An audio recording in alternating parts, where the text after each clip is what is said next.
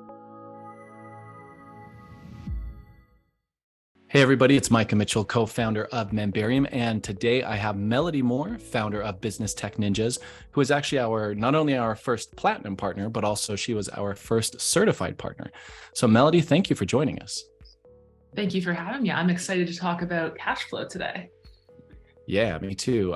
So you are kind of a memberships and courses expert, but when we discussed this call, you have a very specific solution. So I'm going to have you jump right into it. But before, I guess I just want to know, what types of clients are you working with, just so everybody understands the context of what you do? Because there's lots of consultants out there, but you're pretty into the membership space. So why don't you give like a 1-minute version of that? Well, we started about 7 years ago with a couple sites that were doing around 400 or 500K. And then over the last 6 or 7 years, we've scaled them to well over 7 figures. And a couple of them are now in the realm of being able to sell for 8 figures. And during that process, we found that there was a lot of systems and processes that needed to be worked out specifically for membership sites at scale. So now we specialize in membership sites that are 7 figures or above, or sites that are, hey, I'm just starting out, or I'm at that 500K, but this is where I want to go. Perfect. And I'm sure what you're going to share on the cash flow system does apply to smaller businesses too, meaning they can still implement the systems and then not run into the problem when they're bigger, right? Well, ideally, you would get this system and you would know what to look for and what needs to be in your system before you get to the 7-figure mark, because when companies come to us at that level, it takes us a couple months to sort out all of their stuff. So if you're just starting out, you want to make sure like, these are the things that I know are important. This is what needs to happen. And then you never have to go through what we call the retroactive fix, which can be quite painful. Let's just put it that way. Gotcha. Perfect. Well, why don't you bring up your presentation and take it away? And I'll put in an extra word for Melodie. Like I said, she was the first in both partner programs, but also does work for a lot of people and even built our partner program, or our partner portal that is on Memberium. So thanks again for that, Melodie. Go ahead. Cool. So what I've titled this is Where You're Bleeding Revenue and Probably Don't Even know it. Most of the times when customers come to us, they come for a different reason. They don't know what's going on in their payment system. Cash flow is the lifeblood of any business, and they just don't know where to look. They don't know, there's no idea or concept of, okay, this should be this way or that should be that way. And there's this underlying trust that, well, I have Keep, or I have WooCommerce, or I have this system, so that just takes care of it. And I've got Susie who then will look at it as well. But more times than not, once we see that 600 or 700K a year and up to $1 million, when we go into a system, and if you have one of these, I would bet you money that if I was able to look at it, I would find some leakage. So that's what we're going to go through today, is how to see that. And then what's that benchmark of really what you should be looking for in your system as well. Yeah. And I'll say one thing that, like you said, it's painful to do this retroactively. It is sad when you look back and you're like, oh, I could have had all that money and now it's not as easy to collect because it's aged. That's no fun. Yeah, we had one, this is just one example, but there was one company that runs a certification program, and they hadn't been able to collect their dues for about 6 months when they'd come to us. And now all of their members were 6 months behind. So it's a difficult conversation to have with a member where it's like, hey, I know our system's messed up, but you're going to have to now pay us 6 months of dues now. And most businesses will just eat that and will just not ask. The ones that go and try to collect it, it creates some bad vibes with your people. And I would highly recommend not to do that. The best recommendation is to get this system in place and make sure these checks are in place so that you don't have to go back and do that, because it is a painful process. And typically what we see with business owners is that they're like, Aaron, you're focused on bringing in more revenue. And there's usually someone internally, maybe an admin assistant or a technical person. And you just think, okay, that person has that handled. That's good. I need to bring in more revenue. Little do you know that when you're bringing in more revenue, it's going out the back door at the same time. and you're pretty sure the payment system is working. You hear every so often that support says that somebody's credit card didn't get updated, or they are supposed to have access and they don't, or they have access and they shouldn't, but you're not really sure where to check or where even to start to understand, like, hey, is this working? Yeah, and I experienced that recently with a company I bought, and having that like, hey guys, where's this? Where's that? And just no idea. It's surprising. And I remember when we first started digging into this with companies, I was like, surely once the company is at scale, somebody's going to be really on top of this. But I think there was one instance where I found a company that there was someone internally who'd really dug into the systems and was doing a great job of it. But for the most part, you got a lot going on, and it's working well enough that it doesn't get a lot of attention. And that's where the problem comes of, like, when we do those audits, it's like, oh, this is a much bigger problem than really what we thought. It's that whole iceberg type idea. Gotcha. So let's talk about what the problem is of how this affects your business. So first, there's a customer service cost of, if you don't have a system to handle this, your customer service people their job is to solve tickets that are coming in. So they'll get a ticket and they'll be like, hey, can you update my card for me? Yeah, no problem. Can you do this for me? Can you do this? Can you do that? Because there's no system that is proactively solving for those issues, they're just handling those tickets that will come in. So on a low level, around the 500K mark, you're looking at about 10K a year cost. And I'm being generous with this. I would probably think it's probably about double or triple this, but getting the actual numbers on that's a little bit tricky. At the 7-figure mark, you're probably looking at more about 60K a year that this is costing you, just purely in man hours of your team being distracted or having to go in and handle these things manually and doing a lot of redundant work within your system as well. The next one is lost revenue because people's payments are failing. So this is the same thing we were talking about earlier of, if someone's payment has failed for 3 months. And one of the most fun things about Keep is that in Keep, even if you have a payment failure system set up, if the card is invalid, it won't trigger a payment failure email to go out. And then the subscription will just try to rebill and rebill and rebill. And we go in and there's like 6 months of unpaid invoices there. And it's very unlikely after 6 months that you're going to be able to collect all of that revenue. So you're losing revenue there, you're losing attrition, and it cuts down on your lifetime customer value. The other portion is just customer frustration. When we go into businesses and we're like, hey, you can offer your customers just go in and update their own cards, they're like, oh my God, this is amazing. Your customers don't want to have to email you to update their cards. They don't want to have to email you and say, hey, I've updated my card now, can you charge me so I can get my access back? They want to update their card, be charged, and access your content without having to talk to anybody if they're doing it at 3 a.m. in the morning. It's one of the most fascinating things that I find when we go in and audit Memberium sites is so many people don't realize that that's a short code within Memberium to put on your My Account page for people to update their credit cards, which I always think is a little funny. So sad the plan. And funny. Pardon? I said sad and funny. So, I mean, and it's a great, so we do something called educational consulting calls where we go in and show people the possibilities. So it's one of the more fun things that I like to do is we do that call and I'm like, I'm going to get this set up for you right after this call. And they're blown away because it cuts down on hours of time after that. And it's just a short code on a page. Not that I'm trying to downplay our expertise here. Cool. To solve the issues, there's a 3-step process, and I call this the Cashflow System. So you want to do your retroactive fixes. Now, if you're just creating a brand new site, you don't really need to do a retroactive fix. It's more for businesses that are already collecting subscriptions, they're already collecting payments. The next portion is the proactive. So that's putting the system in place, which we'll go into a bit more detail in just a minute. And then the last one is maintenance. Now, this is sometimes overlooked by people. And I don't know if you found this, people assume that the technology is just going to work every time. And I'd love that to happen, but you got to remember that it's not just one system that's working. It's usually like 5 or 6 different tools and technologies that are all working together. And it's not just their code, it's how their code interacts. So as much as I'd love to say, hey, you put this system in place and it will never fail, our worlds are too complex to assume that. And by assuming it, even if you have that proactive fix in place, you're going to fall back into that same trap, which I call the pit.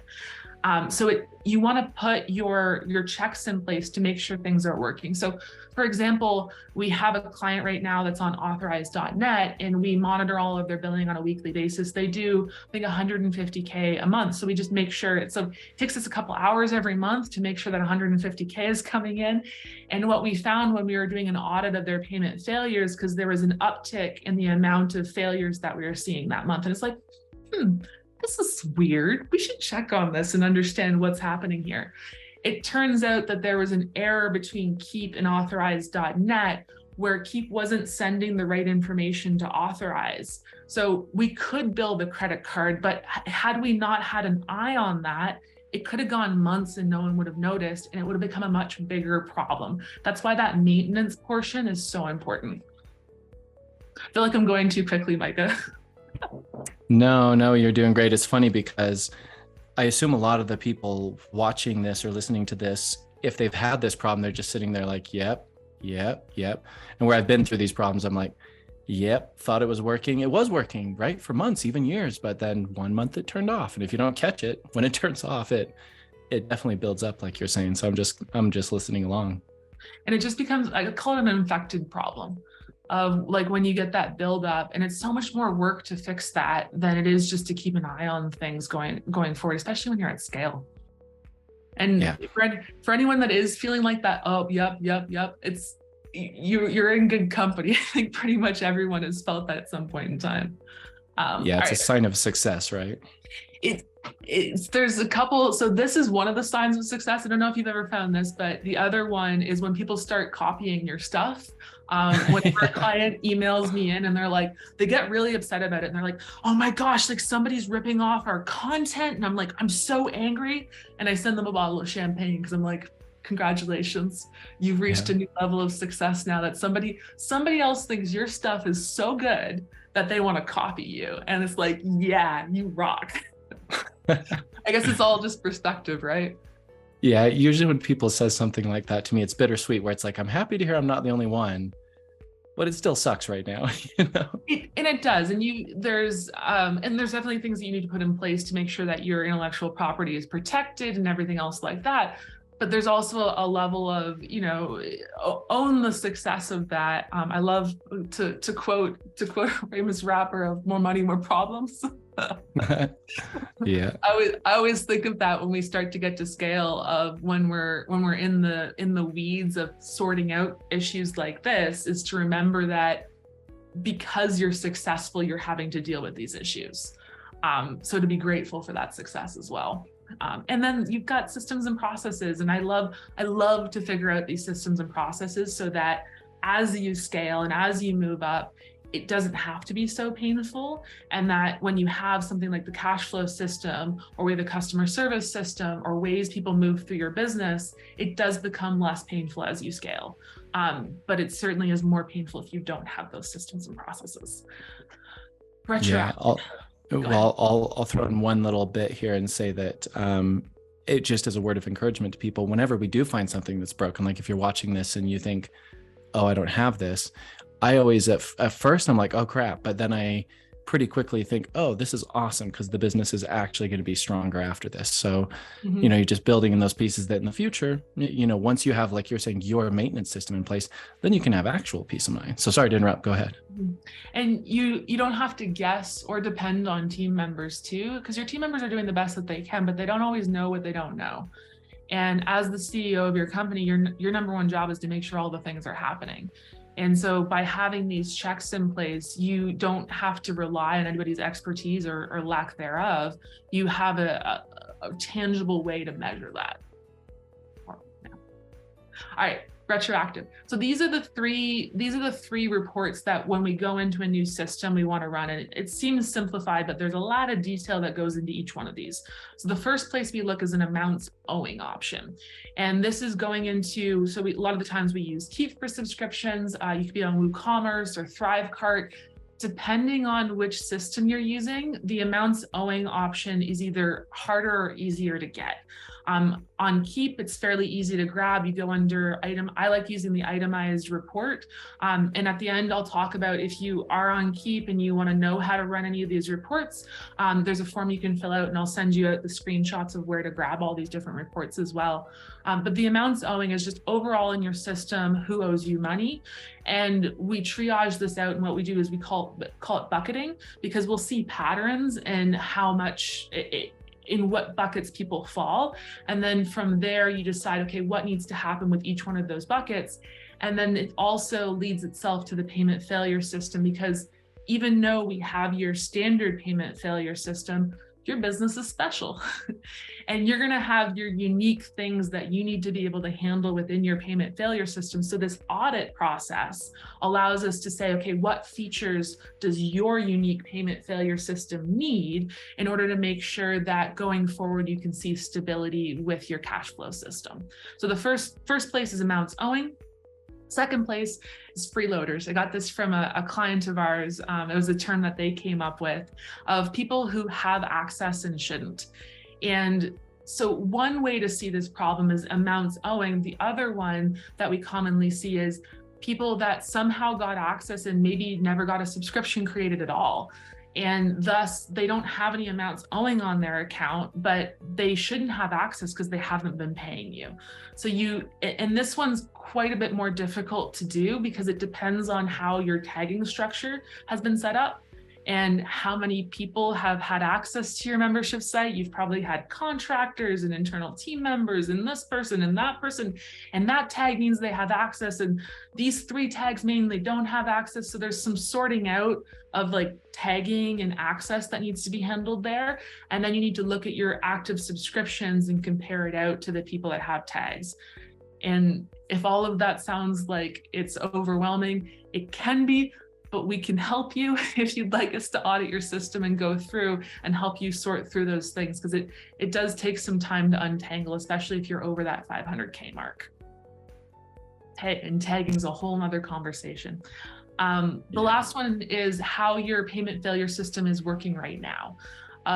Do you have one at all? But we want to audit that and make sure that your new system builds in that functionality, so we're not having any loss of features. So this is what you need in order to make it so that you have a cash flow system. There's one other element here that I'll get to at the end. So the first portion is a payment failure campaign. And the underlying functionality is alerting members when their payments don't go through and how they update. Now, commonly when we go into systems and I ask this question to business owners, they say, oh yeah, we've got an email, or we've got 3 emails, and they'll typically set these emails up through billing automation, where it's a one-off email within Keep. And I'm speaking specifically about Keep here. We prefer to do it in a campaign because I want to be able to see how people are moving through and which email that they're on, and to be able to easily add more options to collect the payment failure, to collect money. So for instance, Memberium, not that I've ever gotten them because my credit card expired, has text messages that go out to collect any revenue of subscriptions that don't go through for whatever reason. And what we want to be able to do with your payment failure campaign is, one, put the base level campaign in place, see how well it's working, and see what your conversion rate is from someone fails to actually getting them to update their card, and then be able to add more features as it makes sense. I don't know if you've ever found this, Micah, but sometimes we start with the most complicated version, and then it takes 6 times as long to do, versus the mentality that we have is to start simple and then add functionality on afterwards. I don't know if you've had that experience of like, let's just make this amazing right away. And then you end up spending so much time trying to do it that it takes a lot longer to actually put anything in place. Yeah, I feel like there's almost no middle ground for me, where I'm either like, we're going to do this so good, we'll never have to come back, or else just get it done, but but having a sensible middle ground seems smart. I do want to take a sec and talk through, just for anybody listening who doesn't understand this process. So let's use Keep as an example, and we can maybe look at something later in the video, but somebody's credit card is attempted and it fails. And so what you're saying is then a campaign, for example, starts and it's sending them the first email, hey, your card failed, the second email, hey, we need to collect your payment. And you mentioned also text messaging is part of this, right? Mm-hmm. And it's specifically for subscriptions. So there's another option here, which is a failed checkout, which is different, where they haven't had a first purchase yet, and that's a different bag of worms there. So this is specifically, they've signed up and they have a subscription, an active subscription, and it tries to charge that card for their monthly subscription or yearly or whatever cadence that you have, and for whatever reason it fails. Gotcha. And in either case, they're ultimately going to be going back, like your second item there, the My Account. They're ultimately going to be sent to a page with a form where they can add a new credit card or maybe update the expiration of their existing card. Mm-hmm. And then once they do that, the system retries it and it reinstates their access, right? And I just want to walk this through because I think I don't want to assume that everyone gets, the full context, that basically we're just trying to reach out to them, get them to click a link and go in and give you new info so the system can carry on like nothing happened, right? Exactly. And we want to make it as easy as possible for them to do that.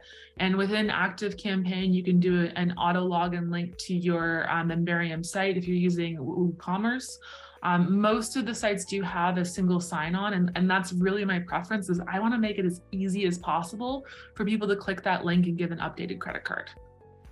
Yeah, and I'll say for myself personally, when I've had a business reach out to me and say like, hey, your card's expired or whatever, it seems like it should be easy, but sometimes it's a pain in the butt because you get that message where you're somewhere and you don't have your card on you, and so you think, okay, I'll come back to it. So you might even have a good intention to fix it, but it just the timing, right? And then the chaos of life and so on.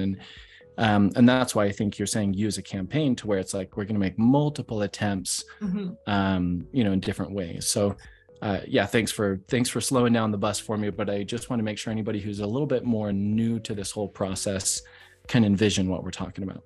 And for higher end programs, like I'd say anywhere, if it's like $250 maybe, but definitely around that $1,000, we have clients that charge $6,000. Like for those programs, after they get those first initial emails, we have someone manually reach out to them. Because it's like that's so much, that's enough revenue that it's worthwhile to have someone on your team pick up the phone or send out a manual email to follow up with them. And it's about automation. The beauty of automation is using people at the right moment versus all of the moments. So you don't want to have to pay an admin to go through and send out every single payment failure email to collect everything, but allow the system to take care of as much as it possibly can and then bring people in at that right moment. Makes sense.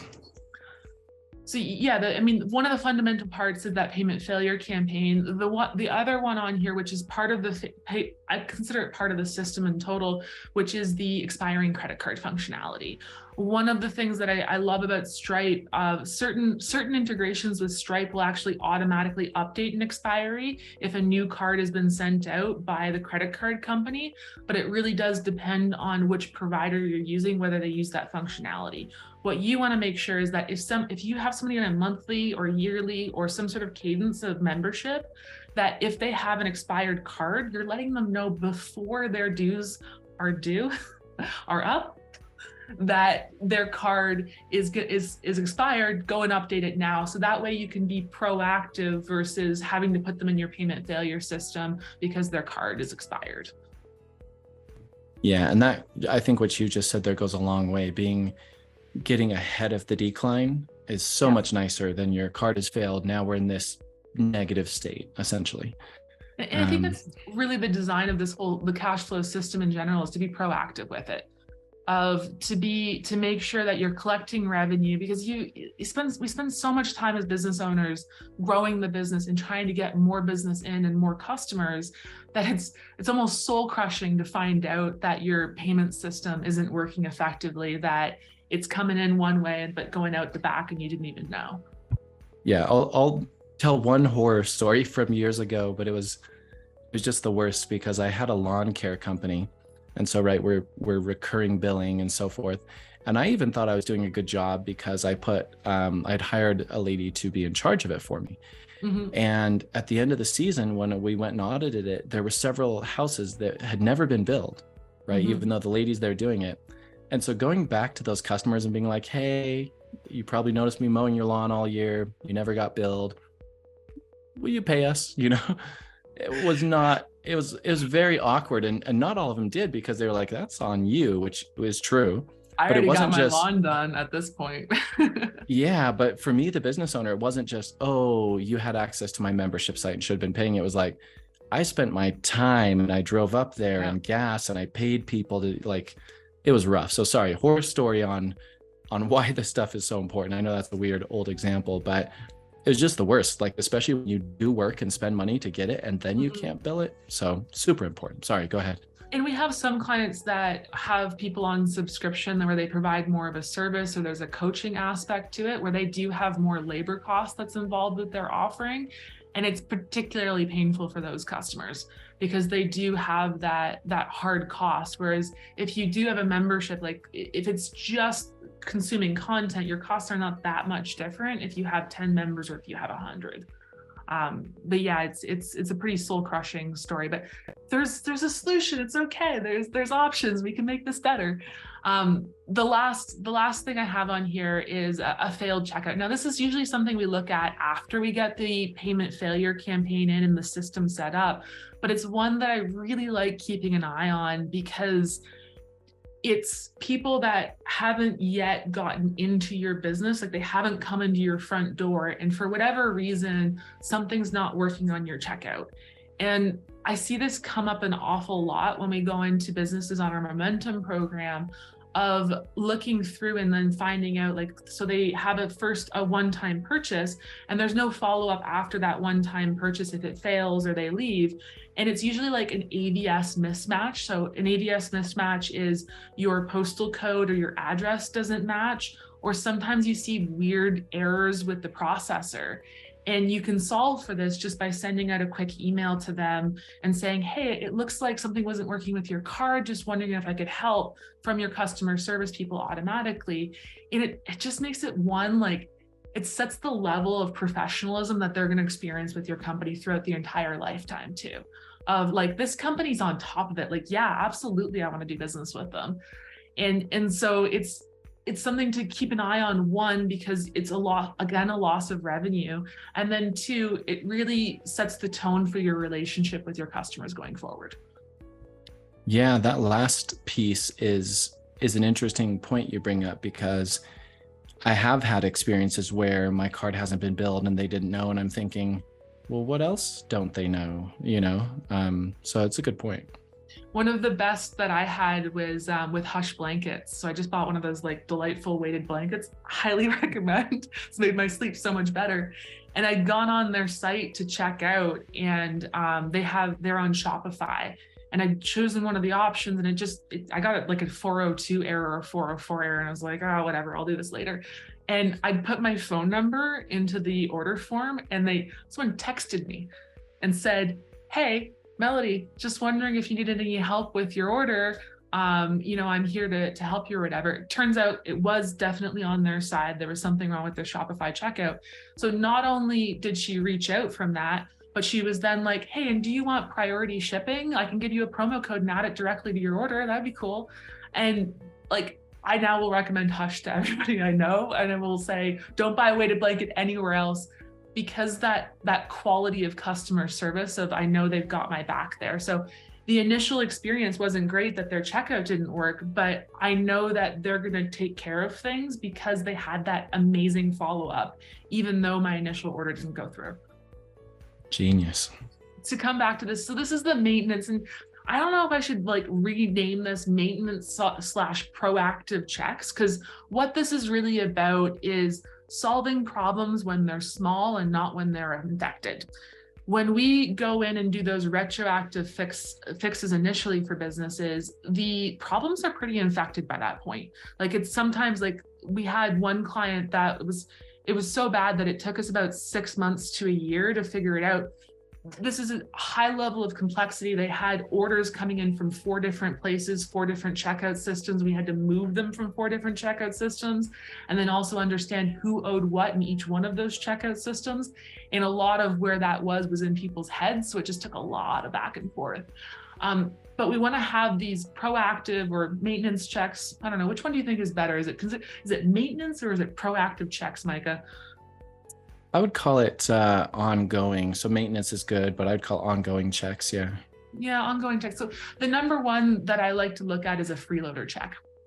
And this comes back again, like you'll see a lot of similarities to that one with the retroactive fixes. I switched these two though, because in the retroactive fixes, the amounts owing comes first, because that's oftentimes the most prominent problem. Whereas this one with the freeloader check, when you're checking these, you're going to see the problems show up sooner in the freeloader check than you will the amounts owing. So it switches once you get to that maintenance level. And a freeloader check, as I said before, is do the people that are paying you have access, and the people that aren't paying you don't have access. Now, you might be thinking, oh, well, Melodie, like, obviously I'll just assume that people are paying have access. Yes, but you should also check it, because what we found is that sometimes with technology, I like the saying, trust but verify. Because we found that sometimes some tag won't be applied or something won't trigger. Someone gives you money, but then they don't get their welcome email. They don't get the access to the course. Now, think about that relationship and what tone is being set for your customer relationship when that happens. And so by being on top of that and being proactive with it, you ensure people that are paying you have a positive experience with your business.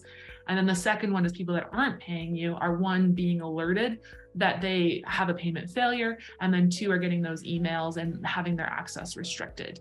And then the amounts owing is kind of like, if we're doing our jobs with the freeloader checks and the payment failure system, there shouldn't be anything in the amounts owing check, but just in case something slips through. And then the payment failure one is making sure that your credit card processor is doing its job.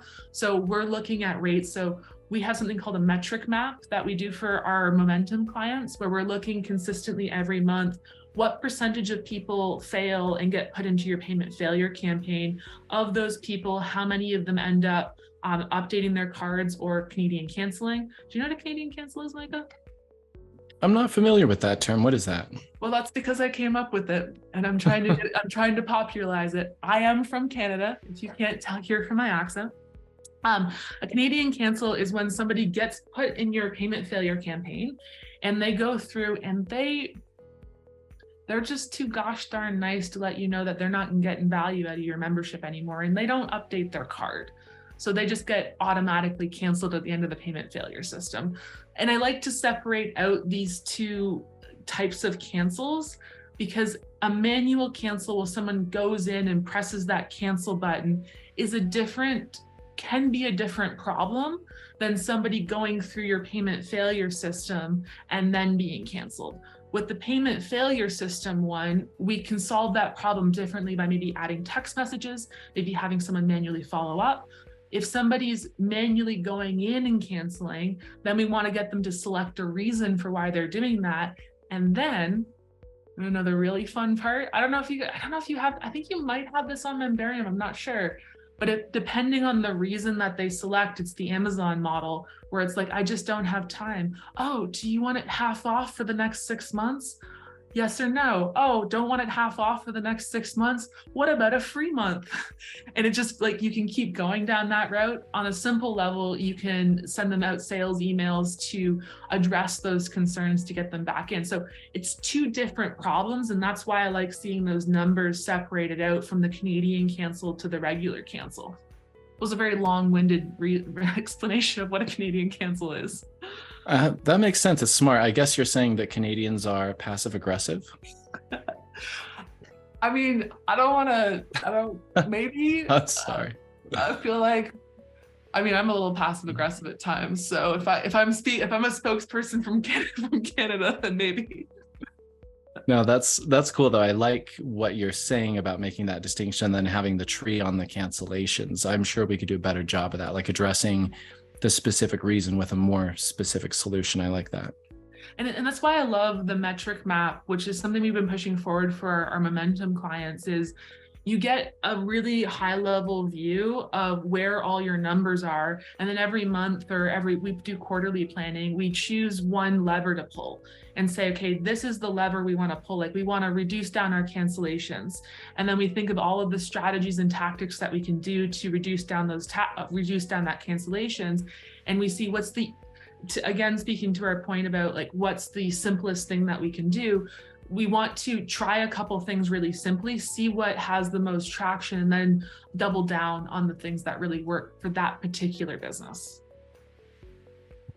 When you say for that particular business, do you notice any trends, like certain businesses have different problems than others? Yes. It depends, like a certification company is going to have very different problems than just a straight up, course one, or if they just have one-off courses, or if we have clients that do gated content. So their problems are different. So it's like the different subsects of like what you're selling, like the specifics of it will lend itself to having different problems that we'll want to address in that back end. And also the age of the business is a really important one too. Depending the people that are, I think, stage 1, stage 2 are going to have different problems than a stage 3 or 4. We'll want to pull different levers for them. Interesting. I love working with technology because it's to me, it's just like, it's all a logic problem and a math problem. And you go in, you try to isolate what's not working. And it's like, okay, what can we apply to this to see and maybe move this lever? And then it's like, that didn't work. There's a great quote from Winston Churchill, which is, success is going from failure to failure without a loss of enthusiasm. And we want to design out technical systems that can allow you to change and iterate as quickly as possible. But I digress. What's our next slide here? Oh, we're done. That's it. So I have here it's a form that you can go through. So if someone wants to see kind of a little bit more granularity of what should you be expecting from your payment system, and what kind of reporting should you expect from your payment system. I've put the name and email option in there at the very last step, so you can go through this whole thing and not have to give me any contact information at all. You're more than welcome to put your contact information if you want to, but I want people to be able to go in there and unlock the opportunities for what to expect within your system.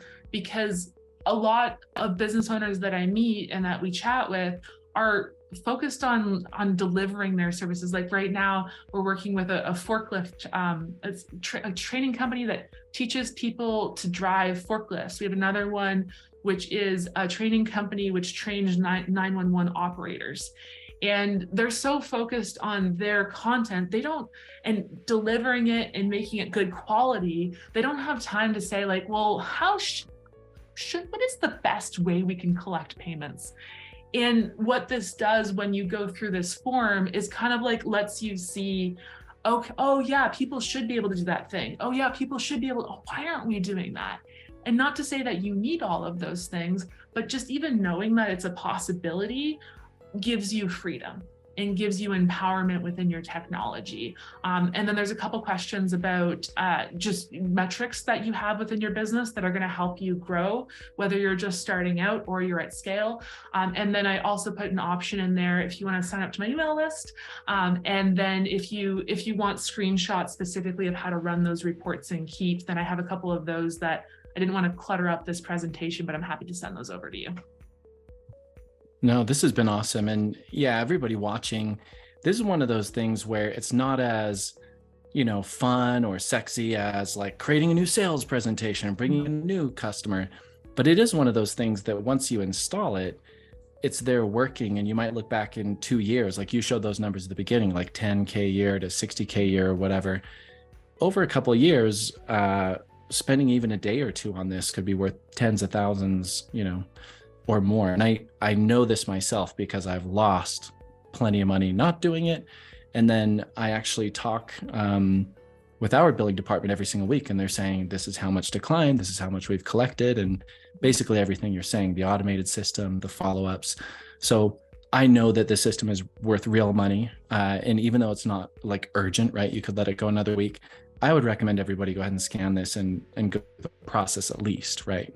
And talk to Melodie. So Melodie, thank you so much. That's awesome to bring so much attention to this. There's a URL as well. Apparently I just made it not there. Nice. Called Get Paid. Nice. And we'll throw this underneath the video as well. But let's see, any questions? I'm trying to think of what might somebody be asking. So you mentioned that this is like a multi-month process for your bigger clients. If they are right now kind of just getting started, are you able to help them as well? Yeah, if they're just getting started, then we'll set up and we have two options for, like, we'll set it all up for you. A lot of the times when someone's under that 500K mark, I prefer them to do like a done with you type option, where we'll do the heavy lifting of the technical side, but we'll have you do some of like the content input or some of the customization. Because with what I find that at that level, when you're just starting out, you need to know what's going on in your business. And even though we're doing the heavy lifting, just getting in there and putting in content and making some of those customizations gives you more familiarity with what's going on within your business. So we'll set it up, and then we also help to make sure it's maintained down the road. We have care plans, or we call them growth plans. We just renamed it to make sure things are working correctly. Or if you're like, I just don't know what's happening here, you can just send it over to my team and they cover off on it for you. That's cool.